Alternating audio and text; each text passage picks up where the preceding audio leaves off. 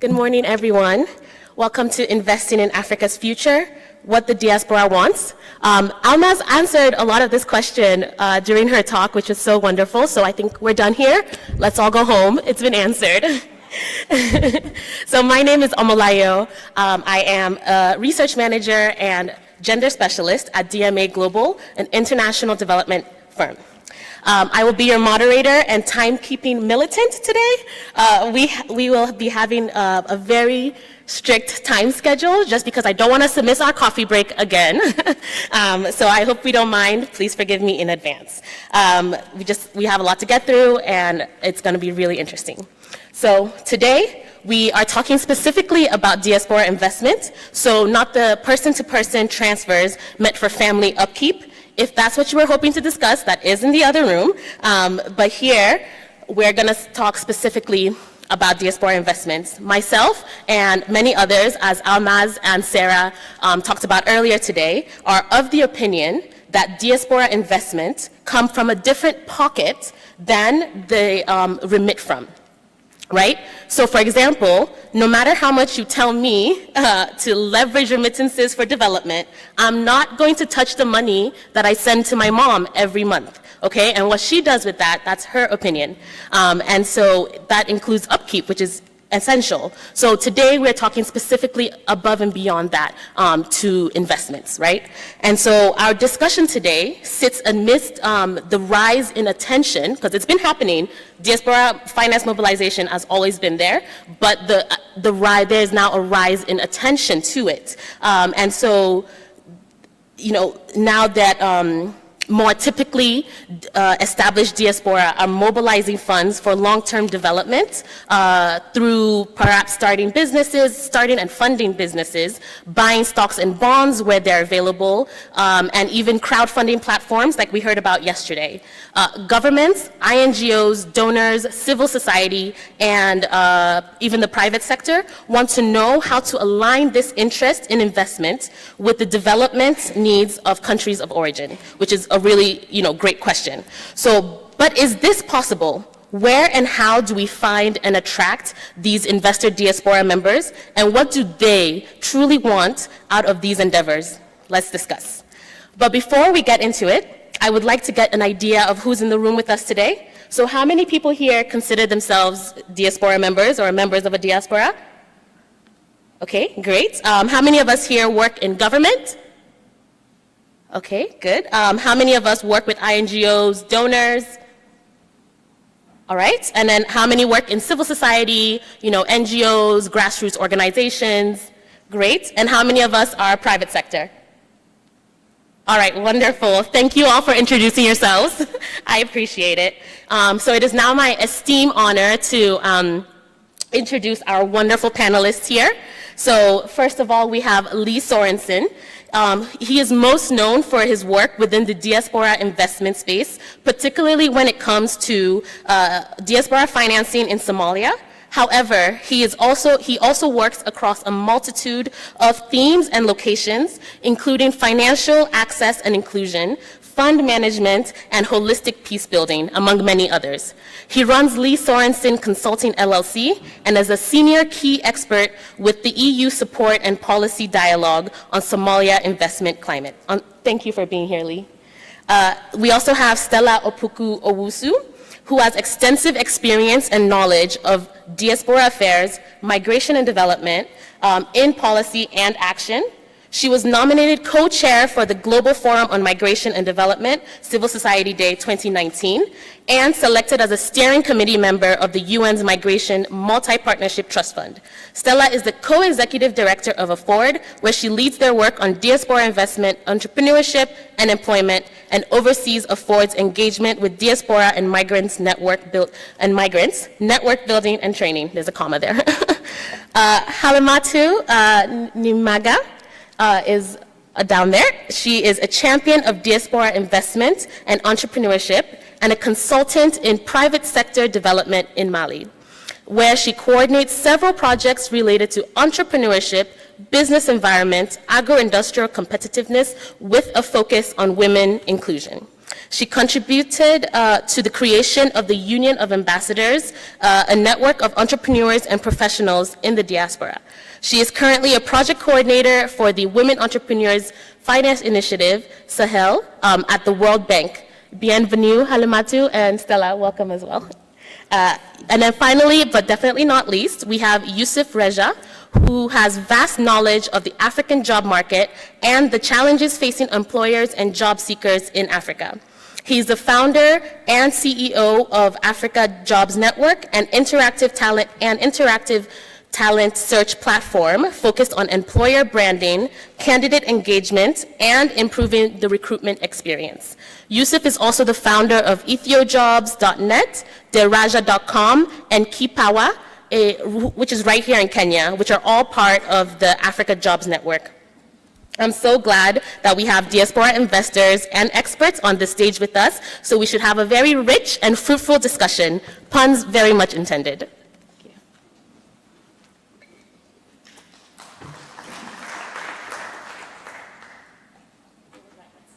So let's just jump right into it, okay? Our first question today is what motivates diaspora members, thank you, is what motivates diaspora members, particularly those who might be second or third generation, to invest in they or their parents' country of origin, and are they a different class of investors from local and foreign investors? I'd love to hear from Halimatu and Lee on this, because you both have extensive experience with returning investors who are a particular case as well, or are they? Halimatu, you have the floor. Thank you very much. Good morning, everyone. I'm very happy to be here, and thank you for the invitation. So to reply to this question regarding the investment of third or second generation, we see that there is a big difference with previous generation, because Africa diaspora wants to get out of its comfort zone, and they want to try new adventure. Most of them have evolved abroad, and so they see that there is less room for innovation, for the entry of new players in the market, and the market is saturated, so there is more opportunities in African countries, and so they are more open to explore these opportunities and try the new adventure. There is also a search of sense of meanings in what they are doing. So they have this kind of attachment to the country of origin of their parent, of their own countries, and so they are looking for investment that makes sense, activities that make sense to leave some legacy and to have an impact. And this explains why they have another mindset from their parents. They want to have more impact, while previous generation were more investing in real estate to shaker the coming back, because the idea was to go abroad to work, to build their house in the country, and then come back when they will be retired. But this model has changed, so now we see that the new generation is really looking for impact, rentability, and to do a different way to do business. Regarding the second question, if diaspora is a second class, another class of investors, I think that it is between local and foreign investors, because they are facing the same difficulties as local investors. Business environment is not as easy, and as all investors, they are trying to manage risk, to mitigate risk, and to make their company grow. So in this sense, they are the same. But they are also considered as foreign investors, and so they are facing the same difficulties. So I will say that they are in the middle, but they are creating their own identity, because they have this double culture. They have a relationship with the country of origin, but they're also a product of a country from abroad. And at the Union of Ambassadors, we are really working on this aspect, because we are considering that because of this double culture, we have a new perspective, a new vision, and we can bring something for the development of our countries. Thank you. Lee? Thank you. It's a pleasure to be here. I've been in other GFRIDs before, and it's always interesting. I learn something new every time, and it's been very inspiring to see the evolution and the groundswell that's happening around diaspora investment. So going back a little bit, I identify as my own consulting company now because I'm independent and I consult with the EU, I consult with IFAD and others as well. I just finished a project in Somalia called the EU Support to Policy Dialogue on the Investment Climate.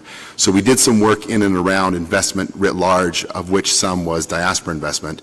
That program ended, and so it'll be coming out in the next iteration, probably in November or so. We'll wait to see what happens there. But some years back, there was an initiative called the Diaspora Investment in Agriculture Initiative at IFAD. And under that program, there was a seed capital matching fund that was designed, and we applied in Somalia. At that time, I ran a program, or a fund manager, created a fund manager called Shirako.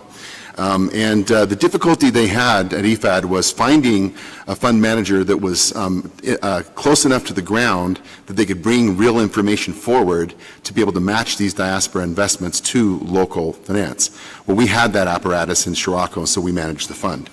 But as part of that, it was a very successful fund. It's been well documented. It's in a lot of reports. You can look at it and see it was a small grant that leveraged, to 20% leveraged almost 80%. Is what it was, and it was a certain amount had to be diaspora, a certain amount had to be local, etc.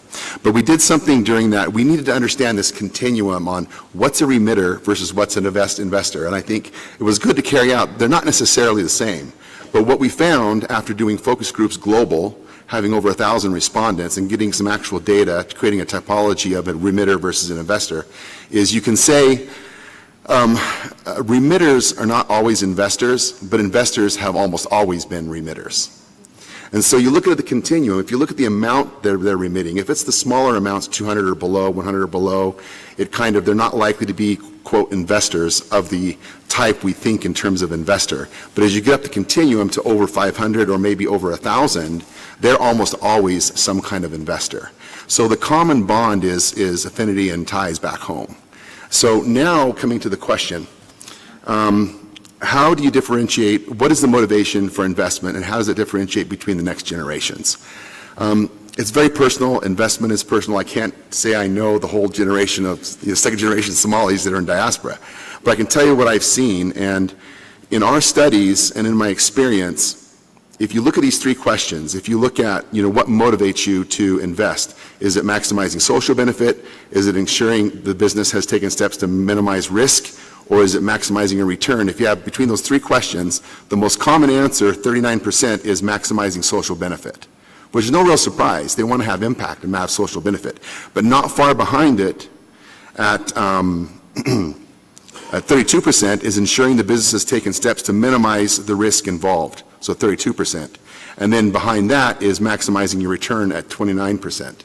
So it's right there close. The two that are non-impact based are looking at having a sure investment. Now look at the composition of our focus groups. About 30% of the attendees were between 18 to 35. So they're of the younger generation of a sort than the diaspora who left during the conflict are now probably in their 40s, 50s, 60s or older.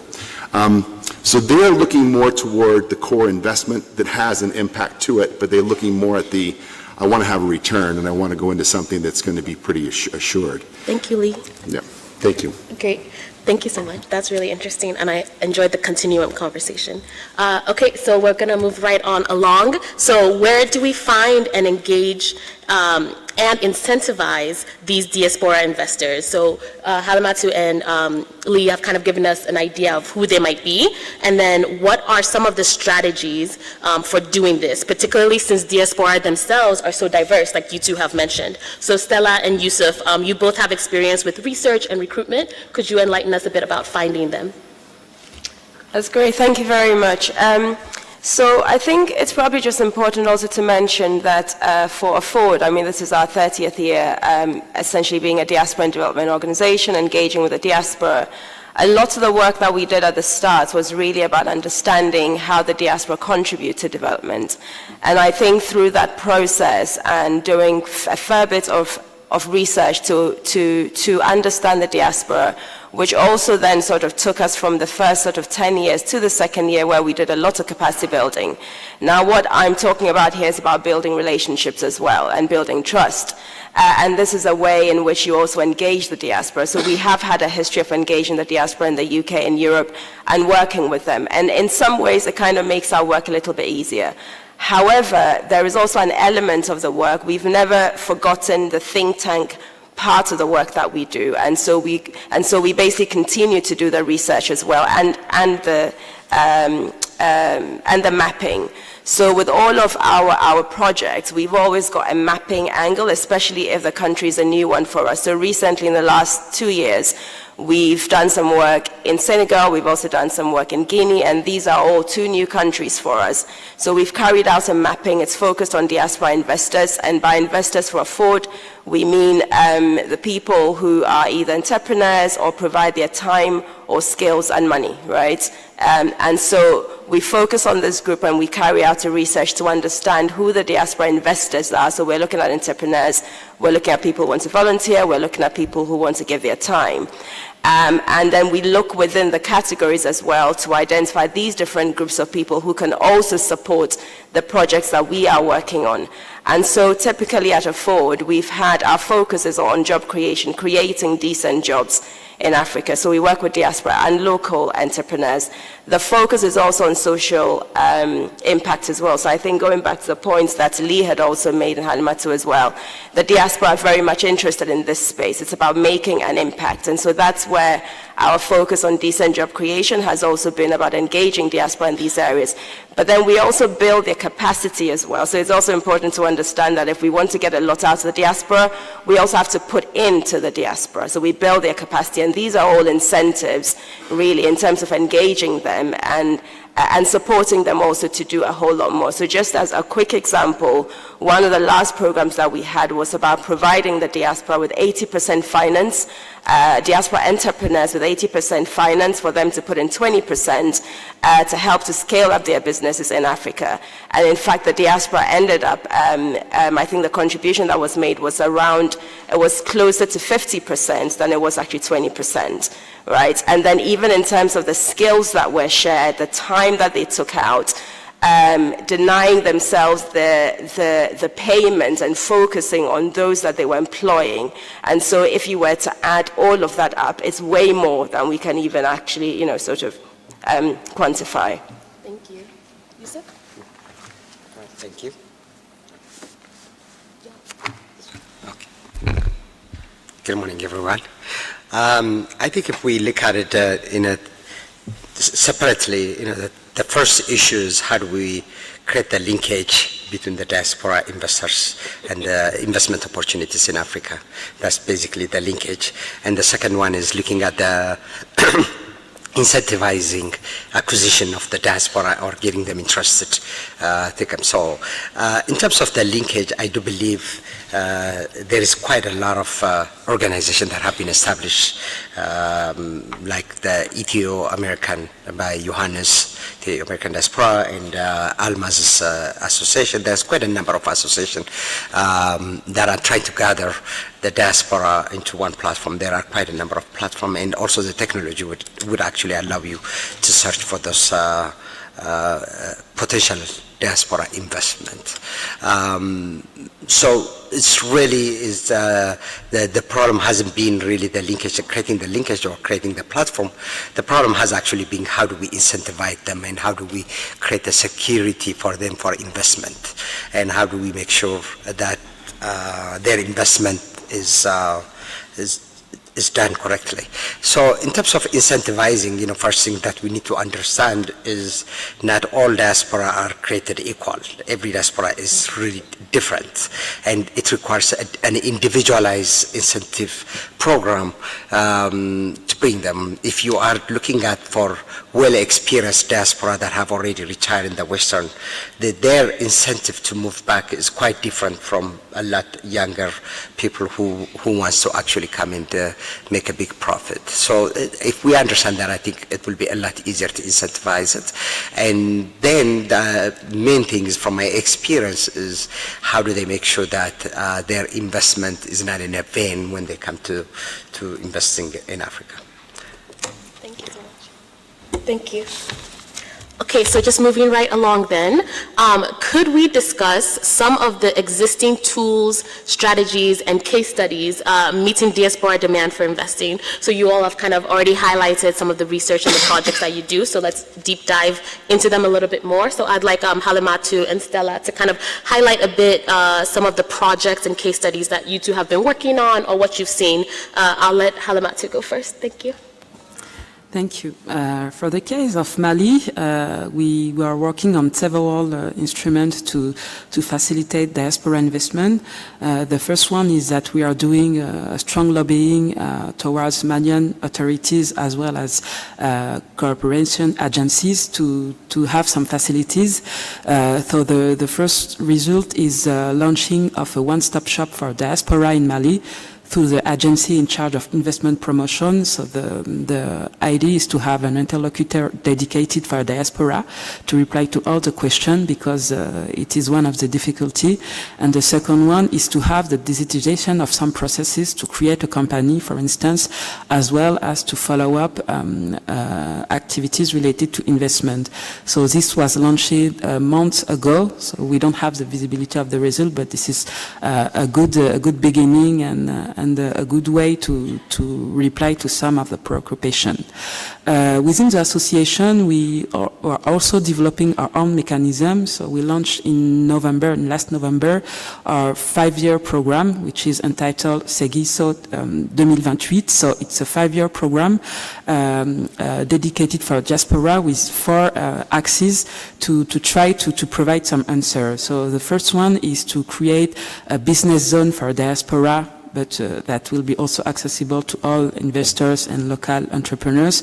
So the idea is to have a business zone with all the facilities and business incubator for diaspora with service providers, facilities, and everything that is necessary to develop a business when you want to develop something in Mali. So this is the first one. The second one is share agricultural zone, because we've noticed that 70% of diaspora wants to invest in agriculture. So the idea was to develop a pilot to support this trend. So there is two dimensions in this activity. The first one is training, because many people are not familiar with the agricultural sector. So the idea is to train them to better understand and to be able to manage a project in this sector, as well as to train people so that youth in Mali have the ability to work with diaspora, because there is a lack of qualified human resources. So the idea is really to provide these human resources so that there will be a greater success in this project. The second part is to offer a secure land, because this is a crucial difficulty in Mali. And so the idea is to have a cooperative so that diaspora can invest and work on their project for a certain time with some facilities. So the idea is to have a secure land to facilitate relationship with buyers, with providers, training, to have advices so that they can invest securely, and after that try to scale up or buy their own land to develop a bigger project with greater impact. So this is really the two phases of this. And the two last part of this project is working on mobilization on diaspora skills to train local workers in health sector. And the last one is to propose a digital tool to track and orient investors, because many members of diaspora want to invest, but they don't have concrete project in which invest to. So the idea is to match demand and offer so that they have more visibility. Thank you. Yeah, it's beautiful. It seems like you're creating an ecosystem that really supports them from the beginning throughout their process. Stella? Thanks, Malai.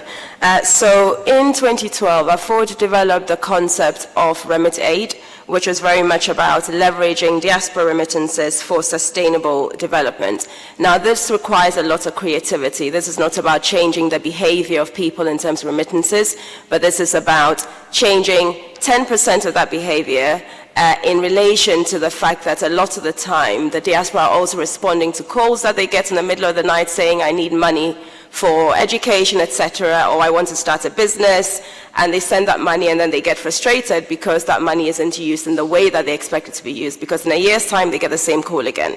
So it's about also understanding that there is a small percentage of that behavior that can also be changed, but then also looking within the remit aid, it was looking at things like diaspora bonds, mutual funds, co-financing. How can you bring together ODA, for example, together with diaspora finance, so then you can talk about savings. How do you bring all those instruments together in some sort of blended finance? So for us, a few things that we have tried, I think I mentioned earlier on about the co-financing, which we did with diaspora businesses and supporting them to leverage and to create, the decent jobs on the ground. In addition, we have also done some work which is focused on diaspora bonds, and we did develop, and this was very specific, looking at social impact bonds. So we were looking at a bond in Rwanda that was going towards affordable housing, and we're now taking that concept to Ghana and looking at affordable housing, either for key workers or looking at affordable housing for student accommodation, where the universities can be the off-takers. But these are quite important in understanding the drive for this for the diaspora is very much around the impact side, and that's where we're hoping to bring them in. Other areas of work that we've also created are around developing crowd lending, a diaspora crowd lending model, which it was a pilot. It was successful, but it had its challenges. This was specifically in Ghana, where the regulatory, the framework, if you like, is not yet completed, and so it meant that the finance that the diaspora were providing through the crowd lending platform was a lot more expensive, but they were willing to take the risk. So again, going back to where the diaspora's incentives and motivations are, it's very much around making that impact and therefore being willing to take that risk. And we continue in that work where we are actually providing some training also to diaspora investors to build their capacity in crowdfunding to be able to support like businesses. And we are doing this work with ICMPD at the moment. Thank you so much, Stella. I really like what you're doing around the training I think similar to Halima, there's like an ecosystem around it, and it seems like you're responding to different and specific needs, which responds to the diversity of motivations. So our final question for the panel at this moment is, where are the gaps and possible synergies and opportunities in diaspora investing, particularly since diaspora are already doing a lot of their own, mobilization and investing? And so I'd like Lee and Yusuf to respond to this, because you both work at very interesting cross sections between public and private sectors and have seen the sector develop. And so what else is needed and what are the priorities? I'll let Lee go first. Thank you. A lot of good answers going on here, so I think a lot of good conversations already coming up. But in the context of the Somali diaspora investor, a lot of the opportunity is around formalizing information. For the high net worth, the family office, the wealthy investor that kind of knows their sectors, they don't need a lot of help because they already know what they're doing.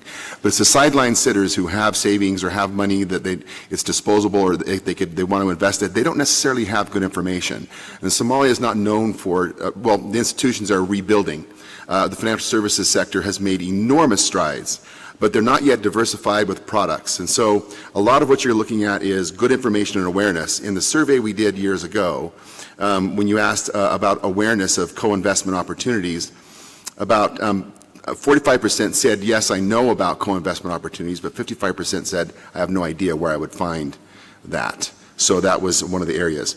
The next big area that of need for all levels of investors is protections back home. It's to have a regulatory environment that protects foreign investment, that allows them to come back, that they're assured they're going to be able to protect it and make sure they can repatriate when they need to the earnings, that sort of a thing. But I think that's kind of where I would go. Is that good? Yeah. All right. You want me to keep it concise, so. Yeah. Thank you. Yeah, I think Lee has said it very well.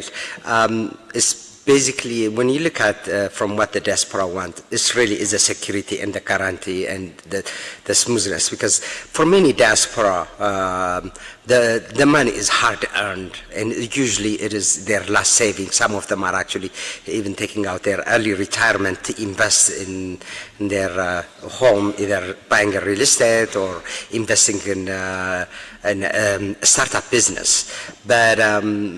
But there is also a risk on that they cannot follow up and they cannot get the information. That is the biggest problem. And I think it is time the African government start to understand that diaspora are the biggest treasurer of our country. They are a national treasurer, and they need to start to treat them as such to make sure that they're coming back and investing in their home country. Thank you so much. I just want to say that my speakers are wonderful. We spoke yesterday about how to do this panel, and it's going amazingly, in my opinion. So thank you all so much. And part of the reason that we kept this part quite short was to allow you all, the audience, to get an opportunity to contribute to this conversation. And so I just want to thank them again for keeping their responses quite short so that you all will get a chance to answer, to ask some of your questions. So I'm now opening up the floor to our wonderful audience. Similar to how I have been strict with my panelists, I will be strict with you as well. So you have 1 minute to ask your question. Please, you can introduce yourself, tell us a little bit about what you do, and then just jump right into your question, or perhaps present a case that you want the panelists to respond to. But if you go over a minute, I will cut you off. So I'm now opening up the floor for all of you. Hey, hi, Phil in the house. I'm in corporate finance, I do debt equity, mergers acquisition. Just a question to Lee. From your perspective in Somalia, I know Somalia is it's a Muslim nation, and they're Sharia-based investment. So in terms of that, because there's a tendency for them to, like, Islamic banking is basically when somebody invests in a project, it's profit-taking. So the investors who are keen to invest in Somalia, bearing in mind the religion lens that these investees were in Somalia, how are you able to guarantee an investment? Is it based on a profit model, or is it a targeted return? Is there a hurdle rate? Just give us an insight on that. Thank you for that question. Lee will answer it after we take a few more. Over there, in the blue. That's me. Hi, I'm Michelle. I look after migrant and diaspora banking for Standard Bank in South Africa. So one of the challenges that we have, I'm actually from Zimbabwe, is having a conversation with somebody who is Zimbabwean and in the diaspora, and a conversation around investing. And the first thing they say to you is, I don't think my money will be secure. So to contextualize that, last week what happened in Zimbabwe is everyone who had US dollar balances in their bank account, the central bank woke up and said they're converting it to local currency, which is worthless, essentially. So how do you have the conversations with diaspora when some of the countries that they want to invest in or come from are actually really volatile from a currency perspective? So the desire is there. But how do you manage those complexities to support them to manage those risks? Thank you so much. Right here in the front, maroon shirt. Hi, I'm Rukayat Kalawale, so founder of PaceUp Invest in Germany, France, and Nigeria. So it's a wealth tech company. So basically what we do is we help African diasporas to create global diversified portfolios, so investing in developed and also in developing countries. So my question is for Stella. You did mention about when it comes to co-investing, basically. So do you take like equity stake in that? Because one of the things that we look at is asset ownership as well when it comes to investing into these companies. And when it comes to the diaspora bonds, what is the duration? Because you focus a lot on the fact that we're maximizing social impact, and it's all about patient investing. So what is the duration, and also at what interest rates do the diasporans actually receive? Thank you so much. One more question. I saw the gentleman in the black suit. You. Thank you. Andrew Bamuje from Uganda. I'm the Executive Secretary for the Uganda Diaspora and Agribusiness Network. Two questions. Riding on the question from Standard Bank and the Zimbabwe experience, how do you get diasporans who have lost quite a bit of money over the long term to buy into investment vehicles, which in my view as a financier, I work for a development bank, to trust an investment vehicle and front load their money on the back of these hard experiences? And secondly, how do you build the trust? What instruments, what mechanics have you used to build trust in these vehicles to take off eventually? Thank you. Thank you. My audience is just as amazing as the panelists. You all did it under 1 minute. Okay, so I'll let Lee take the question on halal investing. I'll let Stella, the one that was addressed to you on interest rates. Yusuf, I think you can take the one on securities, and then Halima, you can take the one on the final one that was just asked. So Lee, I'll let you go first. She keeps us on track. I've known since yesterday that I had to keep this really tight. So your question on Islamic finance, you don't operate on the profit incentive kind of thing, but there is a markup. So yes, you can project what it's going to be. You have either, like if you do asset-backed lending, like a murabaha, you buy a piece of equipment, say for $10,000, and you say, I'm going to buy that equipment, I own it, you're going to be paying on it up to, it's going to cost you $11,000. So you declare in the beginning what the markup is. It's more a matter of disclosure and agreement than it is a percentage. And you don't typically do it in percentages. That doesn't reconcile to, it's not Islamic.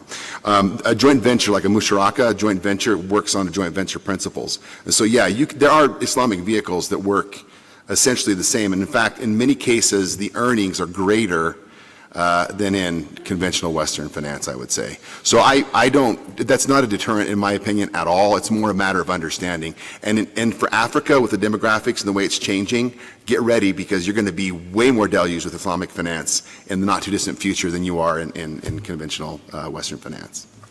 And then I want to pitch in on the Uganda question later, but not now. Oh, okay. So on the trust thing, I don't want to take the thunder away from you. Some of what we looked at in the Somali context was exactly the same because everything collapsed. So people lost enormous amounts of money in the banking systems, everything tied to government or the banks. And so how do you bring back trust? Well, we looked at rating what was the most important thing, what would they value most in terms of an investment assurance. Between a matching grant or a guarantee ranked higher than a matching grant. So what they're saying is I want some kind of an international, a guarantee from an international organization that was reputable. So we also said, would you take a guarantee from a Somali bank, a local bank? We want to see if they respond to that. And it was a lower rating because it was a Somali bank. But you're talking about some kind of international guarantee. So donors can play a huge, huge role in de-risking just by putting up guarantees. We actually piloted a guarantee with CETA. We wrote a credit guarantee scheme, the first one in Somalia, which in Islamic finance it's not necessarily the common guarantee approach. It's more of a insurance mechanism. You can't make money on the guarantee itself. So there are issues with how you structure a guarantee. But we ended up getting an operational fatwa out of an Islamic cleric a finance cleric or expert in Kuwait. And we used that to help convince the Sharia boards in the banks in Somalia to participate. And the ones that did really enjoyed it. And now it's gone through one iteration. It was a very simple teach the climate how to work with it, and they're going to the next generation. So that's the next evolution in Somali finance. Perfect. Thanks. Thank you so much, Lee. Yusuf, do you want to answer the one around securities? Yes. Again, once we understand how we're going to attract the diaspora and we will understand their concern in terms of the security, losing their money and what have you. We need to understand because other foreign investors from America or other countries, they do have a risk mitigation plan or insurance, for example, against a political revolution or if something happens, their government is protecting them. So the diaspora, unfortunately, they're on their own. So if they make a $100,000 investment or buying a real estate or buying something, if something happened, they really don't have a good mechanism of doing it. So the government needs to understand this, and they need to have a special way of looking at things. If there is any litigation, they need to make it fast. I can give you an example in Ethiopia. About 20 years ago, a lot of diaspora invested in a real estate business, and that business went bankrupt, and still nothing has happened, and is still in the court, and it cannot be treated in a long term in the court system. So even if there is any claim, that it has to be handled right away. And the other major problem for the diaspora also I really want to mention is how do they guarantee their money against the devaluation that especially we're looking at in the many African countries right now, because their money, they're required to convert it to the local currency, but the devaluation is killing it. So all of those questions really is, I think, is a government's answer, in my opinion. Thank you. Government people, are you here to answer? Stella, go ahead. Thank you, Malai. So I'll respond to, I'm going to do a bit of a mishmash of some of the questions here, but I think the first thing around the trust issue, just to mention that the external environment is challenging, and I don't think we can get away from that. It definitely is challenging. But there are some pilots and small examples that have been successful. And I think sometimes it's about looking at those small examples and small-scale initiatives that the diaspora have led on that can be scaled up. Because often those things, it really is about trying to take that to the next level. In terms of our programs, one of the things that we did was really also understanding that when the diaspora invest or when they put their money into projects, they want to be part of it. So when I spoke about the program where we were able to secure like 50% instead of 20%, we were actually focusing on diaspora entrepreneurs themselves who were putting in part of their own money into their own business.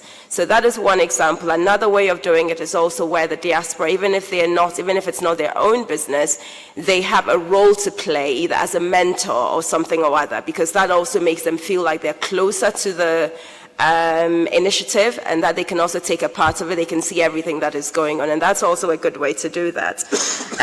In terms of the co-investing, whether we took equity, no. So the first program was actually focused mainly on grants. What we're doing now is looking to take that into loans, and we're also looking at guarantee loan schemes as well. The diaspora bonds, the idea was to have them for sort of 3 to 5 years or thereabouts. And I think the percentage, I cannot remember this, I'll give you the correct answer later, but I think it was around 5%, but I can't really remember. However, just to take that a little bit further, what we're looking at now are very project-specific bonds. And actually, and that's not to send people away from this room, but I know that this afternoon in the other room, on the Gambia, there will be some discussions around this because they are looking to take this forward, which is going to be a project-specific bond. So there will be some examples there on that side. Just to go back also to the question which was linked to the Zimbabwe example, we actually supported a business some years back that was looking at logistics and transport within a specific region and providing this to farmers in terms of how they got their goods to markets and so forth and so on. Inaleni has actually got a platform from the UK where people are actually able to invest. It's not a lot of money, it's like £600 a year that people are investing into the business, and that business is going into farmers, and that has been very, very successful, because I think she started it almost 10 years ago, and to date, maybe 3 people have asked for their returns. But otherwise, they keep reinvesting, and it keeps going into this business that is carrying on the ground in Zimbabwe. And I can share a little bit more information on that later as well. Later, yeah. Thank you, Stella. Halima, can you respond to the question on trust? Thank you. Yeah, thank you. So trust is a crucial aspect in investment. So this is why we are working on several dimensions to try to build this trust. The first one is communication. First, they have to be aware of the risk, and so that they are able to mitigate those risks. So we are communication on success stories as well as failure, so they are well aware of the difficulty of the sector, and they have the possibility to exchange with people that already path through this way to get benefit from that. The second one is to mobilize a pool of experts they can rely on to mitigate those risks, because it is also a difficulty. For instance, in Mali, 70% of court cases are related to land dispute. So, because people didn't rely on expert notaries to secure the transaction. So the idea is really to mobilize experts in different aspects related to business plan, fiscality, legal, export, logistic, all these aspects that may secure this transaction and investment. The third one is really to go step by step, because when you don't know a country or you are getting into a new project, you have to be cautious. So we really try to make them going step by step to make sure that they will mitigate those risks. And the last one is to work on preparation, because we've noticed that many people from diaspora are coming with some ideas, or they have a perception of the country. And so we are really giving many advices so that they can prepare and mitigate those risks. So I will try to be short. Thank you. Thank you so much. Could I get a time check, Mauro? To a coffee break? Okay. Thank you. So we're going to close the plenary now, and so I would love our panel to give some of their final statements. So what are your top 2 takeaways, maybe 1 takeaway, if our audience remembers nothing else from this conversation or even nothing else from this conference? What's the 1 thing they should take away? And then could you also give our audience some homework, so maybe 1 assignment or top priority task that they could do tonight, or maybe when they return to the office, to move forward the field of diaspora investment. So I'm just going to go right down the row, starting with Halimatu and then ending with Stella. So go right ahead. Thank you. So I will try to be quick. The first one, I think that we really need to co-build those strategies if we really want to take into consideration difficulties and needs of diaspora. So it is very important to have this approach. The second one is to really try to build secure vehicles to mitigate those risks, and providing the guarantees and security so that diaspora can invest more easily. So we talk about trust. I will not come back about this issue, but this is very important.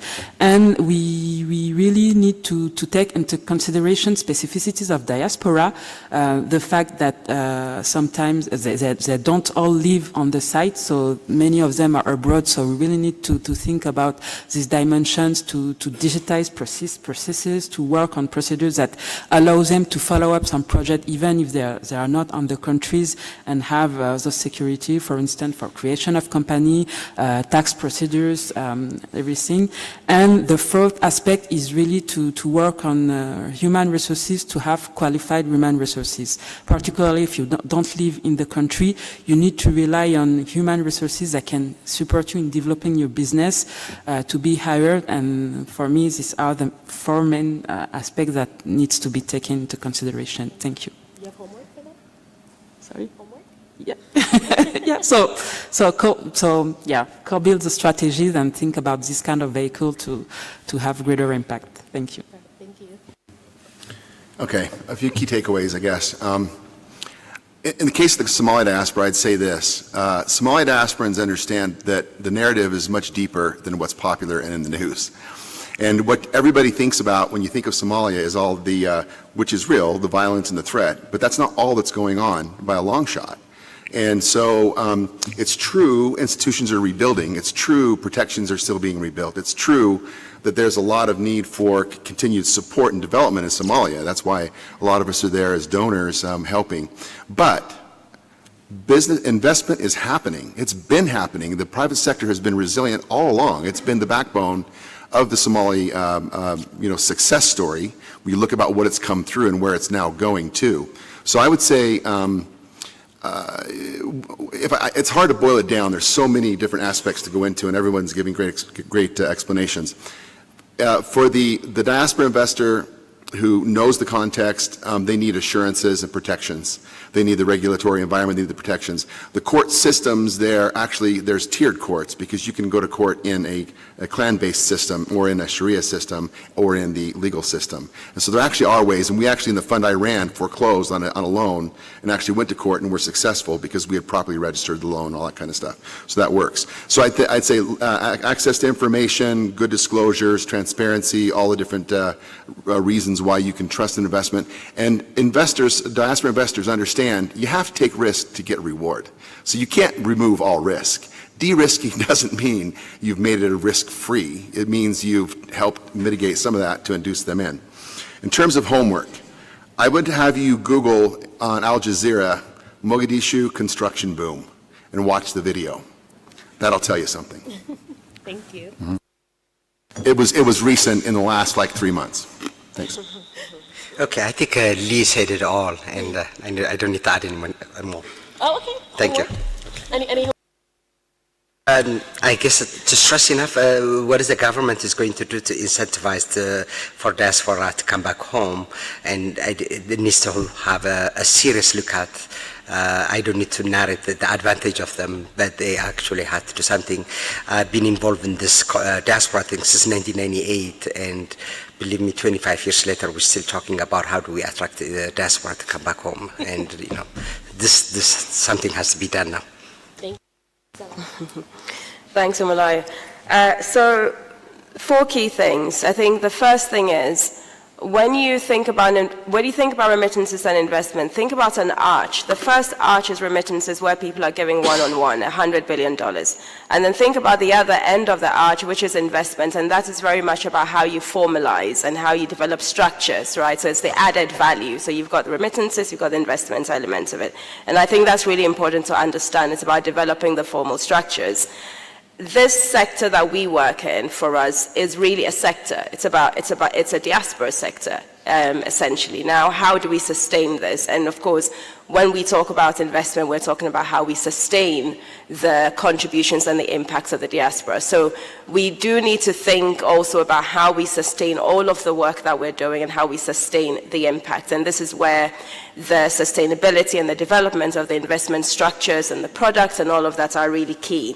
There are 4 key things that we always talk about when we talk about how we take this work to the next level, and the 4 things that we've also tried. And this is around 1, developing the formal structures, 2 is about scaling up, 3 is about incentivizing, and 4 is about institutionalizing. When you think about sustainability, you have to think about institutions. And we need to think about where we take this and how we institutionalize this work that we're doing to ensure that this makes an impact for the long term. Homework, if you want to help to sustain the sector, come and talk to me.